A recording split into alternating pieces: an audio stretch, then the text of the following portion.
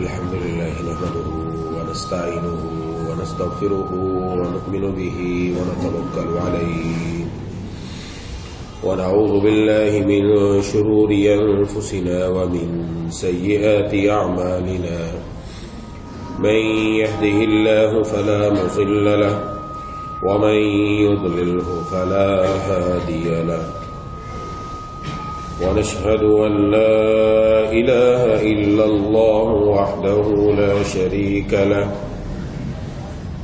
ونشهد أن سيدنا ومولانا محمدا عبده ورسوله صلى الله تعالى على خير خلقه محمد وعلى آله وأصحابه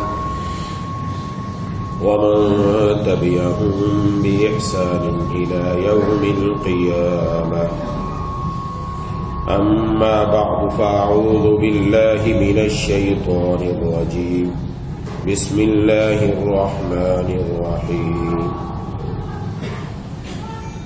ما يفعل الله بعذابكم إن شكرتم وآمنتم صدق الله العظيم.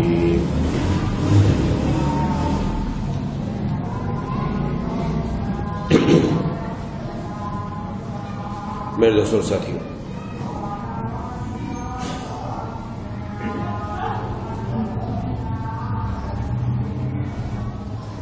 ایک حدیث میں رسول اللہ صلی اللہ علیہ وسلم نے اللہ تبارک و تعالی کے اپنے بندوں پر کرم نوازی اور مہربانی کا ذکر فرمایا کہ اللہ تبارک و تعالی فرماتے ہیں من جاء بالحسنۃ فلہ عشر امثالھا وازید، جو بندہ نیکی لے کر آیا تو اللہ تبارک و تعالی اس نیکی کا بدلہ 10 گنا عطا فرمائے، اور اس سے زیادہ بھی اگر کسی کا اخلاص، کسی کی دل کی کیفیت اور اعلیٰ درجے کی ہے تو اس سے بھی زیادہ عطا فرمائے. اور اس کا تعلق فرض سے نہیں ہے، فرض ہو، واجب ہو، نفل ہو، سنت ہو، کوئی بھی عبادت، یہاں تک کہ سبحان اللہ کہنا، الحمدللہ کہنا، اللہ اکبر کہنا، یہ جتنی بھی عبادات ہیں، چاہے وہ ذکر و اذکار ہو، تسبیحات ہو، فرائض ہو، واجبات ہو، سنن ہو، نوافل ہو، ہر ایک پر یہ اللہ کا قانون ہے کہ اللہ تعالیٰ ایک کے بدلے میں 10 عطا فرماتے ہیں. یہ اللہ کے اپنے بندوں کے ساتھ مہربانی، شفقت ہے. اور گناہ کے معاملے میں کیا معاملہ ہے؟ ارشاد فرمایا وَمَنْ جَاءَ بِالسَّيِّئَةِ فَجَزَاءُ سَيِّئَةٍ مِثْلِهَا، اور اگر کوئی برائی لے کر آیا تو پھر اس کا بدلہ ایک ہی برائی ہوگی. یعنی گناہ ایک کیا تو ایک ہی لکھا جاتا ہے، اور نیکی ایک کرتا ہے 10 لکھی جاتی ہے. اور یہاں دوسری بات سمجھنے کی، فرمایا من جاء بالحسنۃ، جو نیکی لے کر آیا، اور اسی طریقے سے من جاء بالسیئۃ، جو برائی لے کر آیا. کیا مطلب؟ جو اللہ کے پاس قیامت کے دن لے کر گیا.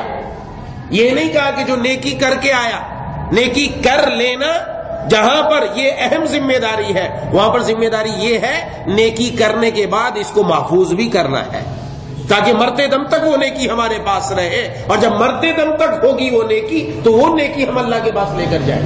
تو اللہ میرے پاس لے کر آیا، نیکی کر کے نہیں آیا، لے کر آیا. اور نیکی لے کر کون آئے گا؟ کہ جو نیکی کرنے کے بعد نیکی کی حفاظت بھی کرے گا. ایسا نہیں کہ صرف نیکی کر لی، نیکی کرنا الگ ذمہ داری اور اس کی حفاظت کرنا الگ ذمہ داری. مثلا نماز پڑھنا فرائض ہے، واجبات ہے، یہ پڑھتا ہے انسان، کرتا ہے، لیکن اس کی اب حفاظت کیا ہے؟ ریا نہ ہو اس کے اندر دکھلاوا نہ ہو، لوگوں کو نہ بتلاتا پھرے میں تو تہجد کی نماز بھی پڑھتا ہوں، ایسا ذکر کرنا کہ میں وہ جب رات تہجد کے وقت میں اٹھا نا تو پھر یوں ہوا، ہاں بتانا کوئی واقعہ تھا لیکن ساتھ یہ بھی ذکر کر دیا میں تہجد کے وقت اٹھا، بتاؤں تاکہ پتہ چلے کہ میں تہجد گزار ہوں، ہاں اللہ کے راستے میں پیسہ خرچ کیا تو لوگوں کو بتلاتا پھر رہا، تو نیکی کی لیکن ضائع کر دی، ختم ہو گئی وہ نیکی، وہ تو یہیں پر ختم ہو گئی، وہ لے کر کیا گیا، لے کر جو جائے گا تب اس کے اوپر اللہ تبارک و تعالیٰ اجر عطا فرمائے گا۔ اس لیے بڑی اہم بات ہے یہ صرف اسی کے ساتھ نہیں، آج ہمارے اندر شیطان اور نفس کی طرف سے ڈالا جاتا ہے چلو نیکی تو کر لی، اب شیطان اپنا حصہ ڈالنا چاہتا ہے، شیطان کہنا چاہتا ہے، کرنا چاہتا ہے کہ یہ بندہ نیکی لے کر ہی نہ جائے، اس وجہ سے وہ کوئی نہ کوئی ایسا کام کروا دیتا ہے کہ نیکی ضائع ہو جائے۔ تو نیکی کی حفاظت بھی ذمہ داری، اللہ سے یہ بھی مانگنا چاہیے جہاں ربا آپ نے نیکی کی توفیق دی اس کی حفاظت کی بھی توفیق عطا فرما۔ ہاں جی، تو یہ تو درمیان میں ایک بات آ گئی، بہرحال عرض کر رہا تھا، فرمایا کہ جو برائی لے کر آیا، گناہ لے کر آیا تو ایک گناہ کا بدلہ ایک ہی ہوگا، اور آگے فرمایا وَأَغْفِرُ، اور اگر میں چاہوں تو پھر اس کو معاف بھی کر دوں، وہ گناہ بھی معاف، بشرطے کہ بندہ توبہ کر لے، اللہ سے معافی مانگ لے، دنیا میں معافی مانگ لے گا، توبہ کر لے گا تو وہ گناہ بھی معاف ہو گیا، نیکی محفوظ ہو گئی الحمدللہ، اور جو نیکی محفوظ ہو گئی کل قیامت میں دن وہی کام آنے والی، وہی انسان کے کام آئے گا۔ اس لیے تو قرآن کریم کی جو آیت میں نے تلاوت کی کہ اللہ تبارک و تعالیٰ کا یہ ایک پیارا انداز ہے، محبوبانہ انداز ہے کہ ما یفعل اللہ بعذابکم ان شکرتم وآمنتم، اللہ تمہیں عذاب دے کر کرے گا کیا اگر تم اللہ کے اوپر ایمان لا کر رب کے شکر گزار بندے بن گئے تو اللہ عذاب دے کر کرے گا کیا؟ اللہ کو ضرورت نہیں ہے، ضرورت میری اور آپ کی ہے کہ ہم اپنے اندر وہ چیز پیدا کر لیں کہ اللہ تبارک و تعالیٰ کے عذاب سے بچ جائے۔ یہ اللہ کی محبوبانہ عتاب ہے، محبوبانہ بات ہے کہ تمہیں عذاب دے کر کرے گا کیا اگر تم ایمان لانے کے بعد شکر گزار بندے بن جاؤ۔ اور شکر گزار کا مطلب یہ نہیں کہ صرف الحمدللہ کہنا، شکر گزار کا مطلب یہ کہ اللہ نے جو نعمت دی وہ نعمت اس جگہ استعمال ہو جس جگہ استعمال کرنے کا اللہ نے حکم دیا۔ آنکھ کا شکر یہ آنکھ وہ نہ دیکھے کہ جس سے اللہ ناراض ہوتا ہے، آنکھ وہ دیکھے جس سے اللہ خوش ہوتا ہے۔ زبان کا شکر یہ زبان وہ بولے جس سے اللہ راضی ہے۔ کان کا شکر یہ کہ کان وہ سنے جس سے اللہ راضی ہے۔ ہاتھ وہ کرے، پاؤں وہ کرے، جسم وہ کرے جس سے اللہ راضی ہو، یہ اس کا شکر ہے۔ تو ایمان لانے کے بعد شکر گزار بندہ بن گیا، سبحان اللہ، اس کی دنیا بھی بن گئی اور آخرت بھی بن گئی۔ تو پہلا کام تو یہ، اور اس کے بعد پھر ارشاد فرمایا کہ جو بندہ میری طرف ایک بالشت بڑھتا ہے، جو بندہ میرے قریب آتا ہے ایک بالش، تو میں اس کے ایک ہاتھ قریب آتا ہوں۔ وہ تو تھوڑا بڑا لیکن میں ایک ہاتھ قریب آتا ہوں، اور جو میری طرف ایک ہاتھ بڑھتا ہے میں اس سے ڈبل ہاتھ بڑھ کر آتا ہوں، اور جو میری طرف چل کر آتا ہے میں اس کی طرف دوڑ کر آتا ہوں۔ یہ اللہ تعالیٰ کا پیار ہے، محبت ہے، اس سے سمجھایا جا رہا ہے عمل کرنا تمہاری ذمہ داری ہے، عمل تم کرو جتنا تم سے ہو سکتا ہو، عمل کر لینا تمہارا کام ہے، اس کو منزل مقصود تک پہنچا دینا اللہ کا کام ہے۔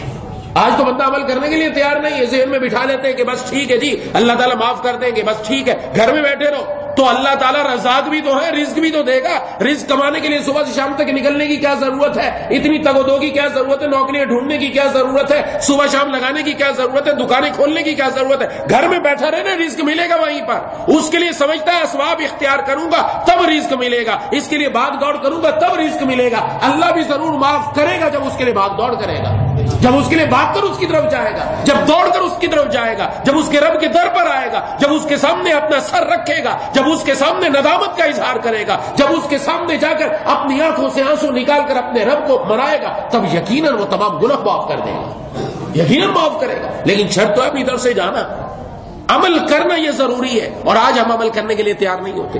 یہ کوئی مشکل کام نہیں ہے، عمل کر لے بندہ، بس عمل کر کے اس کے بعد جو اس نے عمل کیا اللہ ضرور قبول فرمائیں گے، ضرور آگے کی طرف بڑھائیں گے، اور پھر جیسا تیسا کرتا رہے، جیسا تیسا کرتا رہے، ٹوٹا پھوٹا عمل جس کو ہم کہتے ہیں یہ ہماری ٹوٹی پھوٹی عبادت ہے۔ اب بس اوقات یہ بھی سمجھ میں آتا ہے جی ہم تو نماز پڑھنے گئے، نماز میں دل ہی نہیں لگتا، توجہ ہی نہیں ہوتی، ہم جب تلاوت کرتے توجہ بھلے نہ ہو، بغیر توجہ کو بھی نماز پڑھو، بغیر توجہ کے تلاوت کرو، بغیر خشوع اور خضوع کے عبادت کرتے رہو، ہمارا کام ہے کرتے رہنا، اگر توجہ نہ ہو یہ یقیناً اللہ تک پہنچا دے گی۔ یہ کوئی معمولی چیز نہیں ہے، اللہ کے در کا سجدہ کوئی معمولی چیز نہیں، یہاں اسی کو سر رکھنے کی توفیق ہوتی ہے جس کو اللہ تبارک و تعالی توفیق عطا فرماتے ہیں، ورنہ اس کو آنے ہی کی توفیق نہ دیتے۔ تو یہ دل میں جو خیالات ہیں ان کو چھوڑو، عمل کرو، یہاں تک کہ اللہ تبارک و تعالی نے حضرات انبیاء علیہ السلام کو معجزات عطا فرمائے، لیکن ان معجزات میں سب سے پہلے نبی کا عمل دخل بھی ہے، اس کے بعد اللہ تعالیٰ کی طرف سے اس میں برکت آئی، عمل دخل کرایا تاکہ دنیا کو بتایا جائے، امت کو سمجھایا جائے جتنا تم سے عمل ہوتا ہے وہ کر لو، آگے برکت ہم عطا کر دیں گے۔ غزوہ احزاب کا موقع ہے، حضرت جابر رضی اللہ تعالیٰ عنہ ارشاد فرماتے ہیں کہ میری اہلیہ نے مجھے کہا غزوہ احزاب کے موقع پر جب سب جتنے بھی دشمن تھے سب جمع ہوئے تھے، بہت بڑا لشکر لوگوں کا جمع ہوا مشرکین کا، یہ جتنے بھی کافر تھے مسلمانوں کے مقابلے میں، تو گھر میں آ کر بیوی سے مشورہ کیا کہ آپ صلی اللہ علیہ وسلم نے کھانا نہیں کھایا، حالات ایسے کیفیات ایسی چل رہی ہیں، بہت سخت حالات تھے۔ تو اس نے کہا کہ آپ صلی اللہ علیہ وسلم کی ہم دعوت کرتے ہیں، گھر میں ایک چھوٹا سا بکری کا بچہ ہے ہمارے پاس جس کو ہم ذبح کر لیں گے، چھوٹا سا ہے اور وہ 2 سے 3 4 آدمیوں کے لیے کافی ہوگا، اس لیے کہا کہ آپ صلی اللہ علیہ وسلم کی دعوت کرتے ہیں۔ اور حضرت جابر رضی اللہ تعالیٰ عنہ کو فرمایا کہ تم حضور صلی اللہ علیہ وسلم کے قریب جا کر کان میں کہنا، یہ نہیں کہ علی اعلان کہنا، سب لوگوں کو پتا چل جائے گا، سب کی تو دعوت نہیں کر سکتے، کھانا کم ہے، جتنا ہے اتنا ہی کریں گے۔ آپ صلی اللہ علیہ وسلم سے جا کر سرگوشی کرنا، آہستہ آواز میں کہہ دینا کہ بھئی آپ کی دعوت کرنا چاہتے ہیں اور آپ اپنے ساتھ 2-3 احباب کو لے کر آ جائیے۔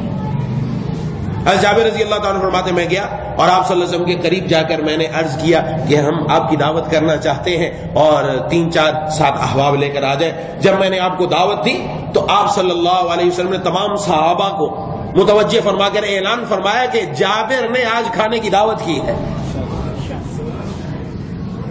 وہ فرماتے کہ میں دل میں آیا کہ یہ کیا ہو گیا، بھاگا بھاگا دوڑ کے گھر میں آیا، گھر میں آ کر بیوی کو بتایا تو اس نے مجھے غصے کا اظہار کیا، بیکا تجھے میں نے سمجھایا تھا کہ ایسا سے جا کر بات کرنا، تو نے ضرور اونچی آواز میں بات کی ہوگی، تو نے بات پوری نہیں کی ہوگی۔ کہتے میں نے کہا کہ میں نے بات پوری کی، آہستہ آواز میں کہا، لیکن یہ اعلان آپ صلی اللہ علیہ وسلم کی طرف سے تھا۔ تو وہ صحابیہ بھی کیا ایمان کا درجہ، کہا اگر خود حضور نے اعلان کیا ہے تو ذمہ داری بھی انہی پر ہے۔ میں انتظام ہو گیا، آپ صلی اللہ علیہ وسلم نے فرمایا صحابہ کرام کو ان کی طرف سے ہے انتظام، چلو۔ جب آپ تشریف لائے گھر میں تو حضرت جابر رضی اللہ عنہ نے بتایا کہ اتنا ہنڈیا کے اندر کھانا اتنا ہی ہے، اس سے زیادہ نہیں ہے۔ آپ صلی اللہ علیہ وسلم نے فرمایا ہنڈیا کو چولہے پر رہنے دو، اسی میں سے نکال کر دیتے رہو۔ فرمایا اسی میں سے نکال کر دیتا رہا، پورا لشکر کھانا کھا کر چلا گیا لیکن ہنڈیا کے اندر کھانا کم نہیں ہوا۔ اگر اللہ چاہتے تو آسمان سے بھی دسترخوان نازل ہو جاتا، من و سلوہ آ جاتا، جنت کی طرف سے مہمانی آ جاتی، لیکن اللہ تبارک و تعالی نے پہلا تھوڑا سا کام کروایا کہ تھوڑا سا کھانا تم تیار کر لو، برکت اس کے اندر ہم ڈال دیں گے۔ کام کروایا پہلے، جتنی انبیاء آئے آپ دیکھیں، حضرت موسیٰ علیہ السلام کے ہاتھ میں اللہ تعالیٰ نے روشنی عطا فرمائی، معجزہ تھا، اپنی بغل میں ہاتھ لے کر جاتے واپس نکالتے چمکتا ہوا نکلتا۔ یہ بھی ہو سکتا تھا کہ بغل میں ہاتھ لے جانے کی ضرورت نہیں، ہم آپ کا ہاتھ چمکا دیں گے، فرمایا نہیں، بغل میں ہاتھ لے کر جاؤ اور جب نکالو گے تو چمکتا ہوا نکلے گا، یعنی تم کچھ کام کر لو، اس کے بعد برکت ہم عطا کر دیں گے۔ یہ مسلمانوں کو بتایا جا رہا ہے، امت کو سمجھایا جا رہا ہے، تمہاری جتنی طاقت ہے عمل تو کرو، عمل تم کر لو گے، اس کے بعد قبول اللہ فرما لیں گے انشاءاللہ۔ یہی ہے کہ تم میری طرف پیدل چل کر آؤ، تم چل کر آؤ، میں تمہاری طرف دوڑ کر آؤں گا، تمہاری طرف دوڑ کر آؤں گا، جس کو حکیم الامت حضرت مولانا اشرف علی تھانوی رحمہ اللہ نے سمجھایا۔ ارشاد فرمایا کہ قرآن کریم میں اللہ نے ارشاد فرمایا والذین جاہدوا فینا لنہدینہم سبلنا، جو لوگ ہمارے راستے میں کوشش کرتے ہیں ہم ان کے لیے راہیں کھول دیتے ہیں۔ قرآن کریم میں جو لفظ استعمال ہوا سبل ہوا، سبل سبیل کی جمع ہے، سبیل ایک راستہ اور سبل کا معنی بہت سارے راستے، کوشش کر رہے ہو تم اور ہم ایک نہیں کئی راستے تمہارے لیے کھول دیں گے، کئی راستے کھول دیں گے۔ اور کیسے کھول دیں گے؟ فرمایا حکیم الامت نے مثال دے کر کہ چھوٹا بچہ ہے، وہ جب بڑا ہوتا ہے تو ماں باپ کی خواہش ہوتی ہے چلنے لگے، تو بچہ چلنا سیکھ کر نہیں آتا تو ماں باپ اس کو چلانا سکھاتے ہیں، اور چلانا سکھانے کا طریقہ یہ ہوتا ہے کہ قریب میں کھڑا کرتے ہیں اپنے بچے کو اپنے سامنے اور کہتے ہیں بیٹا ادھر آؤ ادھر آؤ. جب تھوڑا بڑا ہو جاتا ہے، اس قابل ہو جاتا ہے کہ چلنے لگے، ہاں تو اب اس کو اس طرح کھڑا کر کے چلاتے.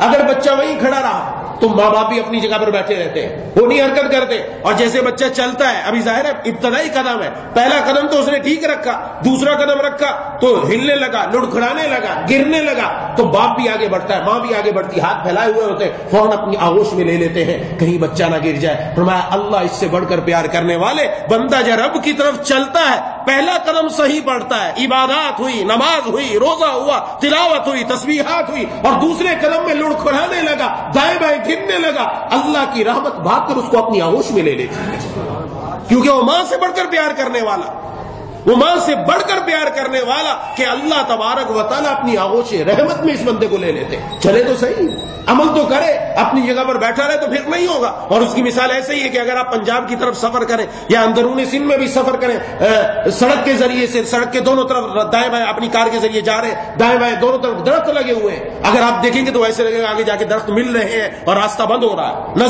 نظر سے ایسا آتا ہے اور بندہ سمجھے کہ آگے تو راستہ ہی بند ہے، ہم جا کر کیا کریں گے، یہیں بیٹھا رہے گا، وہ کبھی منزل پر نہیں پہنچ سکتا. اور جو کہتا ہے چلو بند ہے وہاں تک تو پہنچو، پھر دیکھیں گے آگے کرنا کیا ہے، اور وہ چل پڑتا ہے. جب وہاں تک پہنچتا ہے پتہ چلتا ہے نظر کا دھوکہ تھا، راستہ تو کھلا ہوا ہے، اور راستہ کھلا ہوا ملتا ہے، وہ اپنی منزل پر پہنچ جاتا ہے.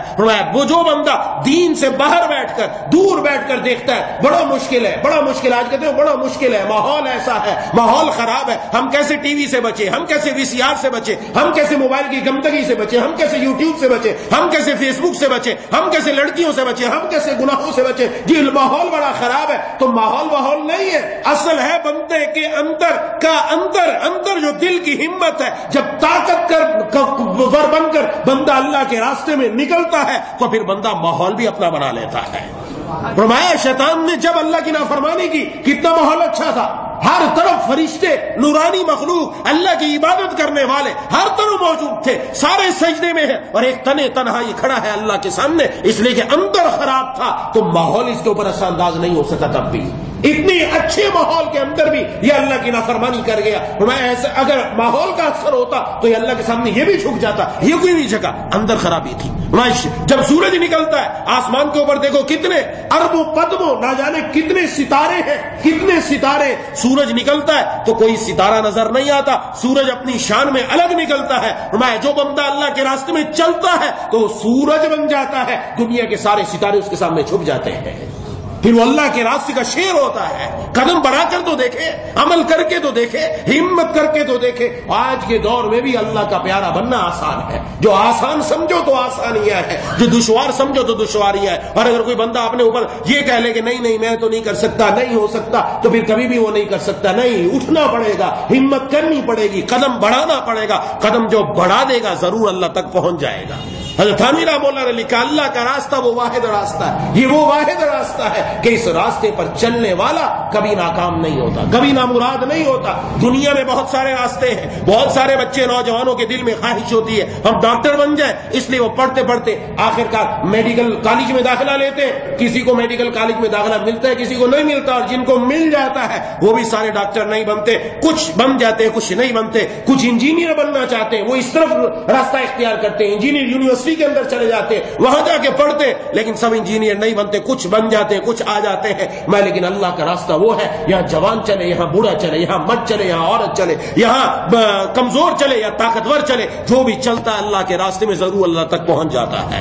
کوئی بھی محروم نہیں آتا، بشرطے کہ طلب اندر کی سچی ہو، بشرطے کہ دل میں جو طلب ہے یہ سچی ہو. جو طلب لے کر جائے گا ضرور اللہ تک پہنچ جائے گا، ضرور اللہ تک پہنچ جائے گا. بس طلب اپنی سچی ہو، اپنے اندر اللہ تعالیٰ کو پانے کا جذبہ ہو، ایسا ہو جیسا انسان کو بھوک لگتی ہے، پیاس لگتی ہے. ہم کہتے ہیں مجھے بھوک لگی، مجھے پیاس لگی، کیا مطلب؟ اندر بھوک کھانے کی طلب ہے، اندر پانی کی طلب ہے اور یہ طلب ہمیں مجبور کرتی ہے ہم کھانے تک پہنچے, ہم پانی تک پہنچے, ہم تلاش کرتے ہیں. اور علامہ رومی رحمہ اللہ تو عجیب بات ارشاد فرمائی, فرمایا پیاسا تلاش کرتا ہے راستے میں ہے کہ کوئی مجھے کنواں مل جائے جہاں سے میں اپنی پیاس بجھا سکوں. فرمایا کنواں بھی تلاش میں ہے, کوئی پیاسا آئے تو صحیح میں اس کو سیراب کر دوں. جو بندہ اللہ کا پیاسا بن کر نکلتا ہے, اللہ کی رحمت بھی تلاش میں ہے, کوئی میرا پیاسا بن کر تو آئے, میں اس کی محبت کا شراب محبت عطا کر کے میں اس کی سیراب کر کے اس کو اپنا بنا لوں گا. نکلے تو صحیح کوئی اللہ کے راستے. تو یہ اللہ تبارک و تعالیٰ کا عجیب فرمان. اور پھر اس کے آگے کیا فرمان ارشاد فرمایا, جو بندہ مجھ سے ملاقات کرے اس طرح آئے کہ زمین کا چپا چپا اس نے گناہوں سے بھر دیا ہے. اس طرح آتا ہے میرے پاس کہ زندگی میں گناہ ہی گناہ, کوئی چپا خالی نہیں جو گناہ نہ کیا ہو اس نے, کوئی لمحہ خالی نہیں جو گناہ نہ کیا ہو, لیکن آخر دل میں ارادہ بن گیا کہ میں اپنے اللہ کو راضی کروں گا. میں یہ میرے در پر آتا ہے اور آ کر جب مجھ سے مانگتا ہے تو جتنے یہ گناہ لے کر آیا میں اسی طرح اس کے لیے مغفرت لے کر آتا ہوں. تو بندے کے لیے کیا ہے, آئے تو صحیح, یہ شرط ہے, عمل شرط ہے, قدم بڑھانا شرط ہے, اللہ کی طرف آنا. اور جب آ جائے گا یقیناً اللہ اپنا پیارا بنا دے. اور آج ہمارا المیہ یہی ہے کہ ہم چلتے نہیں ہیں, ہم قدم بڑھاتے نہیں ہیں, ہر طرف سے یہی مایوسی آئے. مایوس کیوں ہو رہا ہے؟ قدم تو بڑھاؤ, قدم بڑھا کر آگے تو نکلے. حضرت نے لکھا ہے یہ بات کہ کوئی آدمی رات کو اچانک آنکھ کھل گئی تہجد کے وقت میں, اور آنکھ کھل گئی اور اب آنکھ ایسی کھلی کہ دل میں خیال آیا چلو آج تہجد پڑھ لے. دل میں خیال آیا, اچھا خیال آیا, یہ اچھا خیال آیا, اچھا مہمان آیا ہے یہ دل میں, اس کی مہمان نوازی کرنی چاہیے. اب اس نے کہا جی میں آج تہجد پڑھ لوں گا, تو پہلے کب پڑھی ہے میں نے؟ پہلے تو کبھی پڑھی نہیں اور بعد میں بھی نہیں پڑھنی, تو پھر آج تہجد پڑھ کے کیا کرنا, چلو سو جاؤ. یہ تو ہی کمی کی علامت, یہ تو ہی کمزوری کی بات, یہ تو ہی کم ہمتی کی بات. یہ اس کو نفس بتا رہا ہے, یہ اس کو شیطان سمجھا رہا, لیٹ جا. لیکن ہمت کرے کہ چلو کبھی نہیں پڑھی, آج تو پڑھ لیں, آج تو موقع مل رہا ہے, آج تو رب کی طرف سے دل میں مہمان آیا, اسی رب نے آنکھ کھلوائی ہے, اس لیے وہ اٹھ کر کھڑا ہو جاتا ہے اور اپنے رب کے در پر کھڑا ہو کر اللہ سے مانگ لیتا ہے. اور میں نہ جانے یہی 2 رکعت اس کی زندگی کو بدل کر رکھ دیں, یہی 2 رکعت اس کو اللہ کا پیارا بنا دے. دل میں خیال آتا ہے ہمارے, بار بار نیکیوں کا خیال آتا ہے, آج تلاوت کر لوں, آج میں یہ عمل کر لوں, آج میں یہ, اور جب آگے کر لو بھلے اس پر بھروسہ ہے کہ آگے ہم نہیں کر سکتے, بھلے یہ پتا ہے آج تک نہیں کیا, کوئی بات نہیں, آج تو کرو, آج تو اللہ موقع دے رہا ہے. کیا کوئی تاجر ایسا ہے کہ جس کے پاس نفع کمانے کا موقع آئے, اس کے پاس گاہک آ گیا, بات بھی بن رہی ہے, وہ چھوڑ دے, نہ جانے گاہک دوبارہ کل آئے گا بھی نہیں آئے گا, کل کو بکری ہوگی بھی کہ نہیں ہوگی, اور اب تک نہیں ہوئی, نہیں وہ دیکھتا ہے موقع آیا ہے, ہاتھ سے جانے نہ دو, اور اس گاہک کو میں چیز بیچ کر اپنا نفع کھڑا کر لوں. مومن کا کام یہ ہے جب اس کے پاس نیکی کا موقع آئے, نیکی کا مہمان آئے, تو وہ فوراً اٹھ کھڑا ہوتا ہے کہ آج کا نفع تو کھڑا کر کے میں آج تو اپنے اللہ کو راضی کر لوں. بعد کی زندگی کا تو پتہ نہیں, اور وہ بھی اللہ کے حوالے کر دے, ایک قدم تو بڑھاتا جائے, ایک قدم تو بڑھائے, ایک قدم بڑھا کر اللہ سے مانگتا رہے. اور وہ بندہ بڑا خسارے میں ہے, وہ بندہ بڑا نقصان میں ہے جس کی آج اور کل برابر ہے, اور اگر آج کل سے نیچے تو اور زیادہ خسارے میں ہے. کل اگر میری زندگی میں 10 نیکیاں تھی اور آج بھی میری زندگی میں 10 نیکیاں ہیں, ایک بھی نہیں بڑھی, تو میں خسارے میں ہوں, میں نقصان میں ہوں, میں گھاٹے میں ہوں.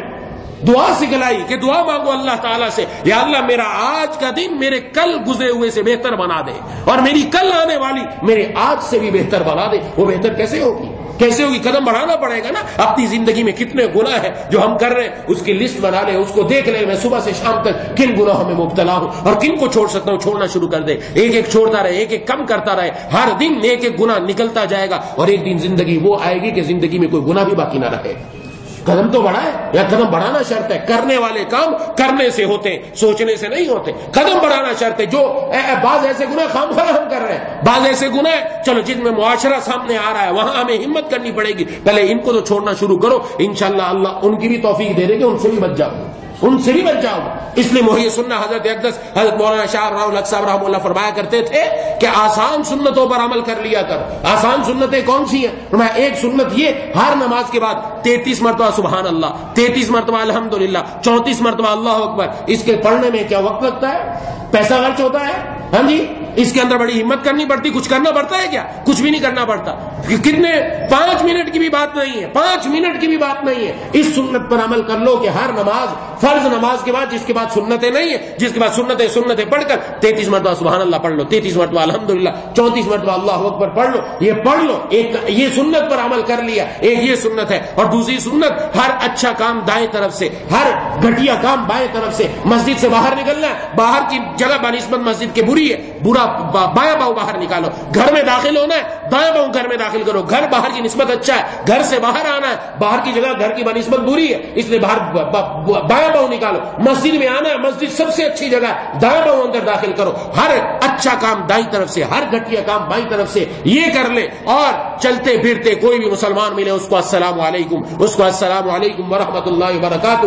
یہ 3 آسان سنتیں ہیں. کون بندہ ایسا ہے جس میں معاشرہ رکاوٹ بنتا ہو, گھر والے رکاوٹ بنتے ہو کہ نانا تو مسجد میں سنت کے مطابق نہ جانا, تو گھر میں سنت کے مطابق داخل نہ ہونا, کیا کوئی رکاوٹ بنتا ہے؟ کیا کوئی کہتا ہے نماز کے بعد 33 مرتبہ سبحان اللہ نہ پڑھو؟ کوئی رکاوٹ بنتا ہے؟ کوئی سلام کرنے میں رکاوٹ بنتا ہے؟ سہل آسان سنتیں جو ان پر عمل کر لے گا, کل اللہ ان سنتوں پر بھی عمل کی توفیق دیں گے کہ جن پر عمل کرنے میں معاشرہ رکاوٹ بنتا ہے. یہ والا تو کام کرے نا بندہ. یہ بات وہی ہے, عمل کر لو جتنا ہوتا ہے, آگے اللہ منزل مقصود تک پہنچا دیں گے. لسٹم پسٹم, حضرت تھانوی رحمہ اللہ کا ملفوظ ہے, لسٹم پسٹم جیسا ہوتا ہے عمل کرتے رہو, بعید نہیں کہ تم اللہ کے دوست نہ بن جاؤ. حضرت کا ملفوظ ہے, فرمایا کہ دور نہیں ہے کہ تم اللہ کے دوست نہ بنو, تم جیسے ہوتا ہے عمل کرتے جاؤ, عمل کرتے جاؤ, آگے بڑھتے جاؤ, اللہ کو مناتے جاؤ. انشاءاللہ ضرور ایک دن اللہ کو پالو گے, ضرور کام بن جائے گا.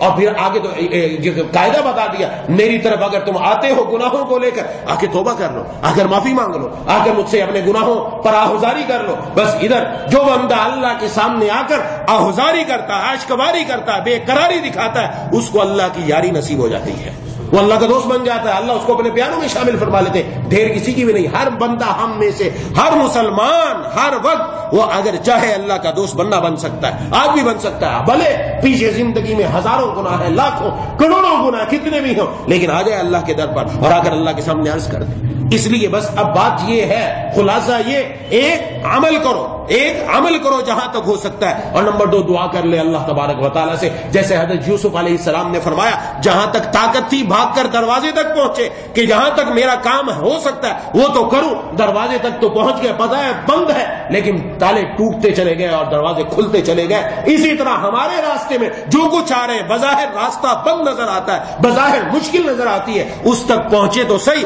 پہنچ جائیں گے, اللہ اس مشکل کو بھی کھول دیں گے, آسان کر دیں گے, راستے بنتے چلے جائیں گے. اور یہ اللہ کا اعلان ہے قرآن کریم میں, جو لوگ ہمارے راستے میں کوشش کرتے ہیں ہم ان کے لیے راہیں کھول دیں گے. اس لیے عمل کرنا میری اور آپ کی ذمہ داری, اور پھر دعا مانگنا اس کے ساتھ ساتھ, یا اللہ میں نفس سے مغلوب ہو جاتا ہوں, مجھے نفس و شیطان سے بچا لے, مجھے اپنی دوستی عطا فرما دے, میں مغلوب ہو کر گناہوں میں مبتلا ہو جاتا ہوں, یا اللہ اب اپنی توفیق نازل فرما دے, اپنا فضل نازل فرما دے. جمعے کا دن ہے, جمعے میں دعاؤں کی قبولیت, اور پھر شام کو مغرب سے پہلے دعا کی قبولیت کا وقت, جس کے بارے میں جناب نبی کریم صلی اللہ علیہ وسلم نے فرمایا جمعے کے دن ایک ایسی گھڑی آتی ہے جس میں بندہ دعا کرے اللہ ضرور قبول فرما لیتے ہیں. اور وہ گھڑی کون سی ہے, اس کے بارے میں محدثین نے لکھا, ان میں ایک یہ بات لکھی کہ عصر کے بعد مغرب سے پہلے کا وقت, یہ وہ وقت ہے جس میں جو بندہ دعا کرے اللہ ضرور قبول فرماتے ہیں. تو مانگنا شروع کر دے, مانگتا رہے, ایک دن ضرور کام بنے گا. دعا ہے کہ اللہ تعالیٰ مجھے اور آپ کو ان باتوں پر عمل کرنے کی توفیق